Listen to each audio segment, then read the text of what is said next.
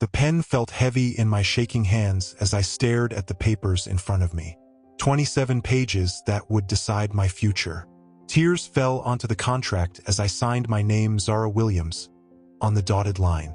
Across from me, Patricia Blackwood watched with the most satisfied smile I had ever seen. She looked like a cat who had just caught a mouse.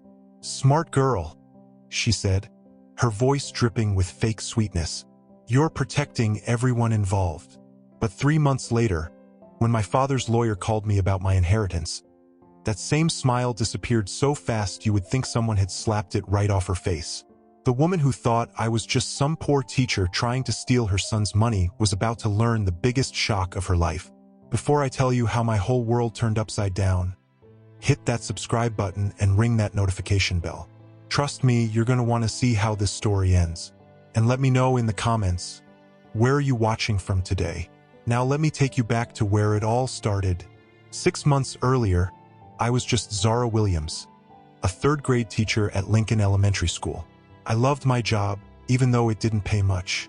Every morning, I would wake up in my small apartment, make coffee in my tiny kitchen, and drive my old Honda to school. Life was simple, but I was happy. That's when I met Benjamin Blackwood. Benjamin was nothing like the men I usually dated. He was tall, with perfectly styled brown hair and expensive suits that probably cost more than I made in 3 months. He worked as an investment banker downtown, in one of those shiny glass buildings I only saw from the outside. We met at a coffee shop on a rainy Thursday morning. I was grading papers when he accidentally bumped into my table, spilling his coffee everywhere. "Oh no, I'm so sorry," he said, grabbing napkins to clean up the mess. "Did I ruin your work?" "It's okay," I laughed, moving my papers out of the way. "These are just math tests. Third graders aren't known for their neat handwriting anyway." He smiled, and something about that smile made my heart skip a beat. "You're a teacher?" "Guilty as charged," I said. "And you're, let me guess, a lawyer? Businessman? Investment banker?" he said, looking almost embarrassed. "Not nearly as noble as teaching kids." That's how our love story began. Benjamin was different from what I expected. He was kind, funny, and genuinely interested in my work.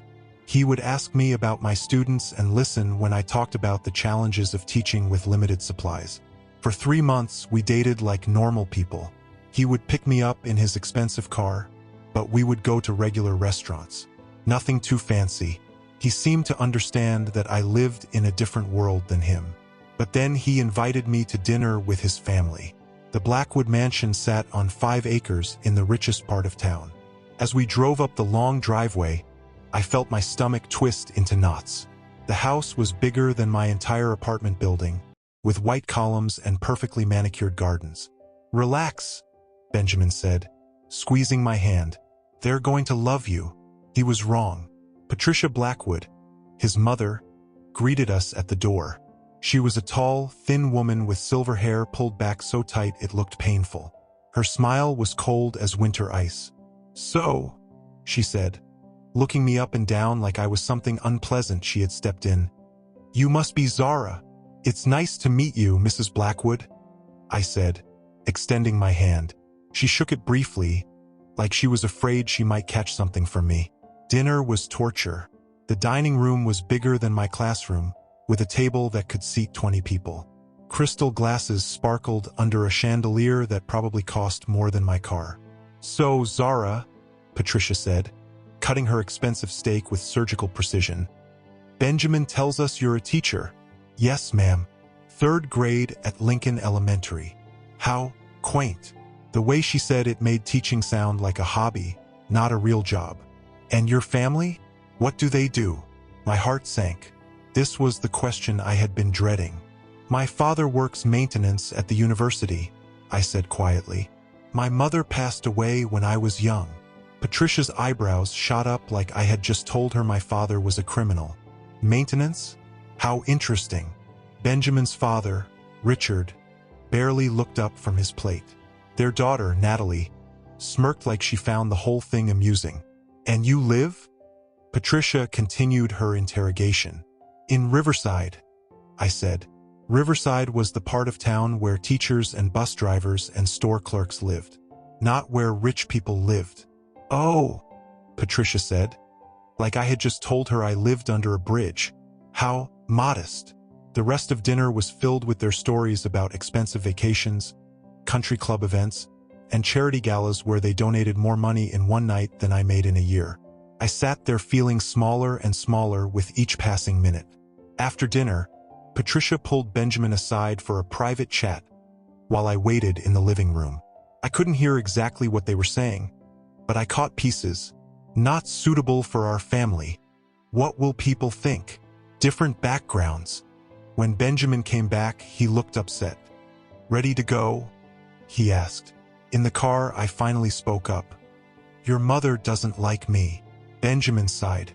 "She just needs time to get to know you." But I knew better. Patricia Blackwood had made up her mind about me the moment I walked through her door. I was the wrong color from the wrong neighborhood with the wrong job. In her eyes, I would never be good enough for her son. Still, Benjamin and I kept dating. He assured me that his family would come around. He said love was more important than their opinions. 6 months later, he proposed. It was a beautiful moment. He took me to the park where we had our first real date and got down on one knee beside the pond. The ring was gorgeous. A diamond so big I was afraid to wear it. "Zara Williams," he said. "Will you marry me?" Through happy tears, I said yes. But our engagement bliss didn't last long. 2 weeks later, Benjamin came to my apartment looking nervous.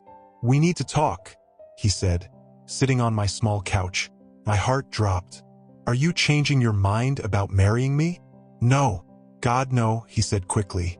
"It's just, my family has some concerns." "What kind of concerns?" He looked uncomfortable. "They want us to sign a prenuptial agreement." I felt like someone had punched me in the stomach. "A prenup? It's just a formality," he said quickly. "My family has always done this. It's not about you personally." But it felt very personal. It felt like they were telling me I couldn't be trusted. Like they thought I was only marrying Benjamin for his money. "What does it say?" I asked. Benjamin handed me a thick stack of papers. As I read through it, my heart broke a little more with each page. If we divorced, I would get nothing. Not the house, not any savings, nothing. If I embarrassed the family in any way, I would get nothing. The agreement even said that if Benjamin died, I would only get a small monthly payment, barely enough to survive on. "This is really harsh, Benjamin," I said, my voice shaking. I know," he said, running his hands through his hair. "But it's just a piece of paper. I love you, Zara. This doesn't change anything between us." But it did change everything. It changed how I felt about myself, about our future, about whether his family would ever accept me. "Do I have a choice?" I asked. Benjamin looked away. "My parents said. They said if you don't sign it, they'll cut me off completely. No inheritance, no family business, nothing. So I had to choose. Sign the prenup that made me feel worthless, or lose the man I loved." 3 days later, I found myself back in the Blackwood mansion, sitting across from Patricia and her lawyer. The same dining room where I had felt so small during that first dinner was now the place where I would sign away any claim to the life Benjamin and I were building together. "This protects everyone," Patricia said, watching me read through the contract one more time. "You understand, don't you, dear? Different backgrounds can lead to complications." The way she said different backgrounds made it clear she wasn't just talking about money. She was talking about the color of my skin. My hands shook as I picked up the pen. Benjamin sat beside me, squeezing my shoulder, but even his touch couldn't stop the tears from falling. I signed my name on every page, feeling like I was signing away my dignity along with my rights. Patricia smiled that satisfied smile. "Smart girl," she said. "You're protecting everyone involved." Benjamin and I got married 2 months later. It was a beautiful wedding. Patricia made sure of that. Everything was perfect, from my designer dress to the expensive flowers to the 5-course dinner. But through it all, I couldn't forget the prenup locked away in their lawyer's office. The first few months of marriage were happy, despite everything.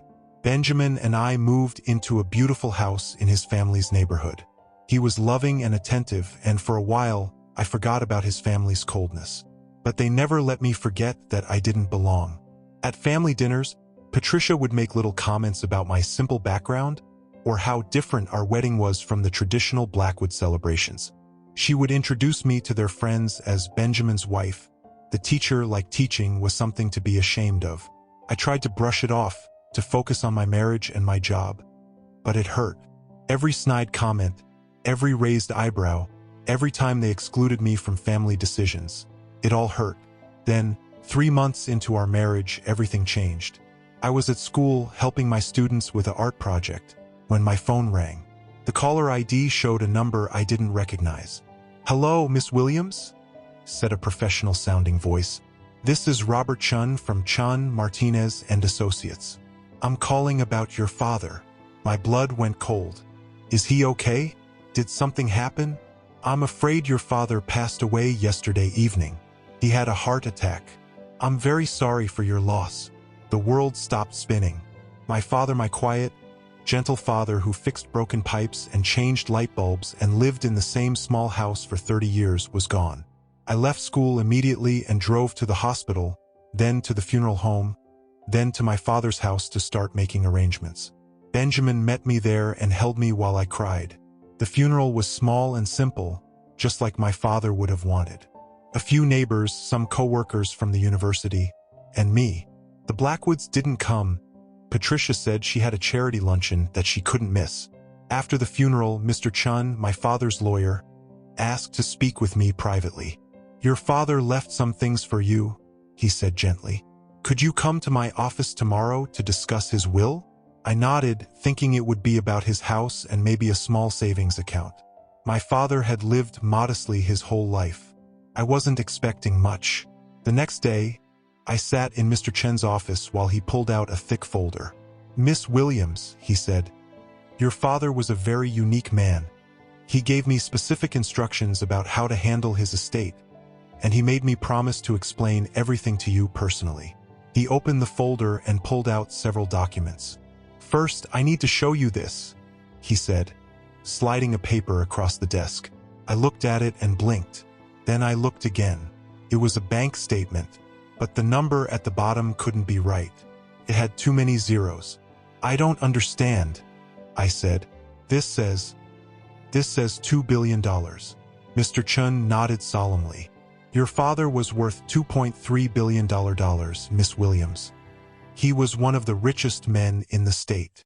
I stared at him like he had just told me my father was secretly Superman. "That's impossible," I whispered. "He worked maintenance. He lived in a tiny house. He drove a 15-year-old truck. He did all those things by choice," Mr. Chun explained. "Your father made his fortune in technology investments back in the 1990s. He was one of the early investors in several companies that became huge. But he chose to live simply because he wanted you to grow up normal." My head was spinning. "What do you mean?" Mr. Chun pulled out a letter with my name written on it in my father's handwriting. "He wrote this for you to read after he passed away. It explains everything." With shaking hands, I opened the letter. "My dearest Zara, if you're reading this, then I'm no longer with you, and Robert has just told you the truth about our family's wealth. I know this must be shocking.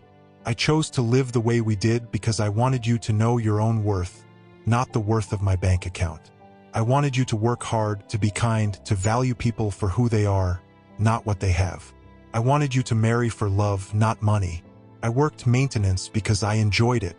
Those broken pipes and flickering lights represented real problems with real solutions. The money was never important to me. You were. Everything I have is now yours. Use it wisely. Help people. And remember, your value has nothing to do with how much money you have. You are precious because of who you are. I love you always, Dad." I cried for 20 minutes straight in that lawyer's office. When I finally composed myself, Mr. Chun explained the rest. My father had been secretly donating millions to charities for years. He owned properties all over the country. He had investments that made money while he slept. And now it was all mine. "What do I do now?" I asked. "That's up to you," Mr. Chun said. "But you're going to need to make some decisions about your life going forward." I drove home in a daze. Benjamin was waiting for me with dinner and flowers, trying to comfort me in my grief. "How did it go with the lawyer?" he asked gently. I looked at my husband. This man I had married despite his family's cruelty. This man for whom I had signed away my rights to his family's wealth. And I realized I had no idea how to tell him that I was now worth more money than his entire family combined. "It was complicated," I said. That night, I lay awake staring at the ceiling, thinking about everything. My father had been secretly rich my whole life, but he had taught me to judge people by their character, not their money. The Blackwood family had judged me by my lack of money and found me wanting. Now everything was about to change. The next morning, I called Mr. Chin back. "I need you to do something for me," I said. "I need you to call the Blackwood family lawyer and request a meeting. Tell them that Zara Williams has some legal matters to discuss regarding her inheritance." "Of course," he said. "Should I give them any details?" "No," I said, thinking about Patricia's satisfied smile when I signed that prenup. "Let's keep it as a surprise." 3 days later, I found myself back in the same conference room where I had signed that humiliating prenup. But this time I wasn't alone and scared. This time I had Mr. Chun beside me, along with 2 other lawyers from his firm. Patricia and Richard Blackwood sat across from us with their lawyer, looking confused and slightly annoyed. "I'm not sure why we're here," Patricia said coldly. "What could you possibly need to discuss about your inheritance? Did your father leave you some debt we need to worry about?" Mr. Chun smiled politely. "Actually, Mrs. Blackwood, we're here to discuss the prenuptial agreement your daughter-in-law signed." Patricia's lawyer looked confused. "Is there a problem with the prenup?" "Not exactly a problem," Mr. Chun said. "More of a complication." He opened his briefcase and pulled out a folder. "You see, when Miss Williams signed that agreement, you were operating under the assumption that she was marrying into wealth from a position of poverty. Is that correct?" "Obviously," Patricia said with a snort. "She's a teacher from Riverside. Her father worked maintenance." Mr. Chun said, pulling out a document. "That's interesting, because according to this financial disclosure, Miss Williams is now worth approximately $2.3 billion. The room went dead silent. Patricia's face went white. Richard dropped his coffee cup. Their lawyer's mouth fell open. "I'm sorry," Patricia whispered. "Did you say billion? With a B?" "I did indeed," Mr. Chun said calmly. "Miss Williams has inherited one of the largest fortunes in the state, which makes the prenuptial agreement, well, let's just say it's quite ironic." I watched Patricia's face go through about 15 different emotions in 10 seconds. Shock, disbelief, confusion, and then when the reality hit her, panic. But that's impossible," she stammered. "She lived in a tiny apartment. She drove an old car.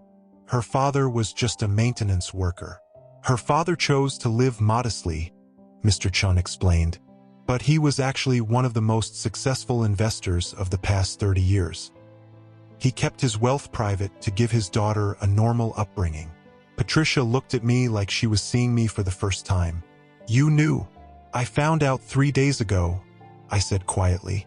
"The same day I decided to have this meeting." Their lawyer cleared his throat. "Well, this certainly changes things. Mrs. Blackwood, perhaps we should discuss modifying the prenuptial agreement to be more equitable." I stood up. "Actually, I don't want to modify it." Everyone stared at me. "I want to keep it exactly as it is," I continued, "because it shows me exactly what this family thinks I'm worth. And now that I know what I'm actually worth, I can make some decisions about my future." Patricia's face had gone from white to green. "Zara, sweetheart, I think there might have been some misunderstandings." "No misunderstandings," I said firmly. "You made it very clear what you thought of me. You judged me by my father's job and my zip code and the color of my skin. You made me sign a contract that said I was worth nothing." I picked up my purse and headed for the door. "Where are you going?" Patricia called out. "Home," I said, To think about whether I want to stay married to a man whose family thinks so little of me. When I got home, Benjamin was waiting. Word travels fast in rich families, and he had already heard about the meeting. "Zara," he said, standing up from the couch, "is it true? Are you really worth more money than your entire family combined?" I finished. "Yes, it's true." He sat down heavily. "Why didn't you tell me?" "I found out 3 days ago, Benjamin. 3 days. I've been processing the fact that my father just died and left me a fortune I never knew existed." "But we're married," he said. "We should have discussed this together." "Like we discussed the prenup together?" I asked. "Or did your family just tell you what to do, and you went along with it?" Benjamin looked ashamed. "That was different." "How was it different?" Because... He struggled to find words. "Because we thought you needed protecting." "Protecting from what? Your family's money? Or protecting your family from me?" He couldn't answer. That's when I realized the truth. Benjamin had never stood up for me. Not once. When his mother made cruel comments, he stayed silent. When they demanded the prenup, he went along with it. When they treated me like I was beneath them, he chose his family's approval over my dignity. "I need some time to think," I told him. Over the next few weeks, everything changed.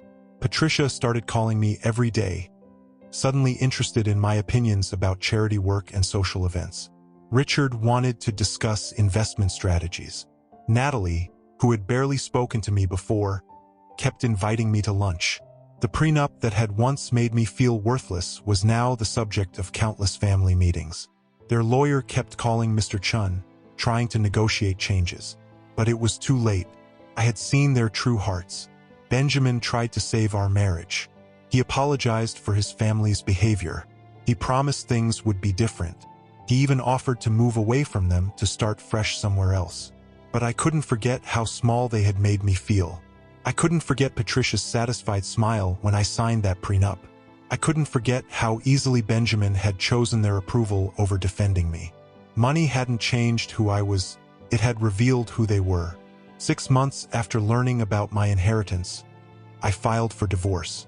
True to the prenup I had signed, I didn't ask for any of Benjamin's family money. I didn't need it, but I did ask for something else, my dignity back. The divorce was final 3 months later. Patricia begged me to reconsider. She promised that things would be different, that they would treat me like family. But I had learned something important. People who judge you by your bank account will never truly value you as a person. And I deserved better than that. Today, I'm still a teacher. I could afford to buy the entire school district, but I love working with kids. I've also started a foundation in my father's name that helps teachers and supports children from low-income families. I still live modestly, just like my father taught me. But now I choose to live that way instead of having no other choice. And 6 months ago, I met David. He's a nurse at the children's hospital where my foundation donates. He's kind, funny, and he fell in love with me before he knew anything about my money. When I told him about my wealth, he just smiled and said, "That's nice. But what I really love is how you make those third graders laugh during reading time." That's when I knew I had found the right person. As for the Blackwoods, I heard Patricia still tells people at the country club about her former daughter-in-law, the billionaire. She conveniently leaves out the part about the prenup and how they treated me. Benjamin remarried last year to a woman from another wealthy family. I hope he's happy. I truly do. But I learned something valuable from the whole experience.